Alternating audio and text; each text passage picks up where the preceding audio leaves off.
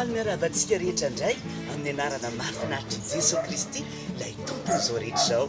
Faly manokana indray miaraka aminao androany hianatra tenin'Andriamanitra indray tsika.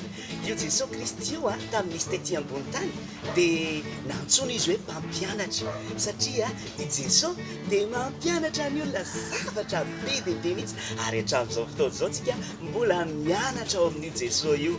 Io Jesosy io misy fotoana rehefa mampianatra izy dia manao fanoharana na parabola zany hoe miainga amina hoe tantara kely, miainga amina zavatra kely izay no ataony ahafahana mampita lesona anankiray. Androany nisy lesona anankiray tiany Jesosy ampitana amintsika indray. Nisy fotoana Jesosy teny tao amin'ny Jaona 10:17 dia hoy izy hoe izao no vavahady. Way, ahoana koa zany? Izao no vavahady. Dia hoy Jesosy raha izany idiran'ny olona sy voan'ny olona dia mahazo hoanina izy dia ho voavonjy izy dia ho voakarakara izy. Inona moa zavatra manahirana ny olona eto ambony tany? Misy zavatra be dia be manahirana ny olona eto ambony tany. Fa Jesosy nefa te hilaza manao hoe raha mankaty amiko ianao fa zany vavahady ho amin'ireo zavatra rehetrarehetra be dia be manahirana anao eto ambony tany ireo dia za monjy ianao dia za hikarakara anao. Ohatra zao amin'ny fianaranao manana olana be ianao amin'ny fianarana, hoy Jesosy hoe zany vavahady afaka hanampy ianao hikarakara anao hamonjy ianao amin'ny fianaranao.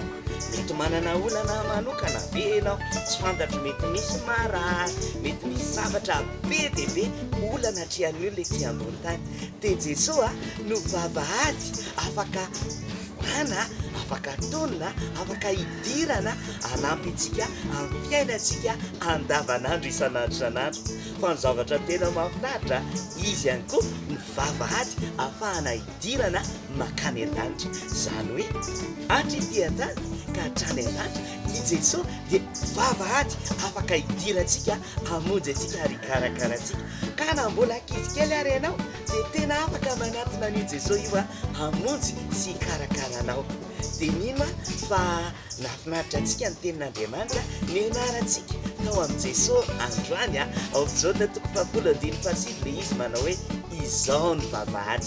Jesosy no vavahady izy ilay vavahady afaka hidirantsika, afaka hanampy antsika satria rehefa miditra ho antsika misy zavatra maro be dia be afaka horaisitsika ao aminy. Mino fa nahafinaritra anao lesona nianarantsika tamin'izay dia amin'ny fotoana manaraka tsika hiresaka mahakasika io Jesosy io, fa io Jesosy io misy zavatra mahafinaritra be dia be ianarantsika ao aminy.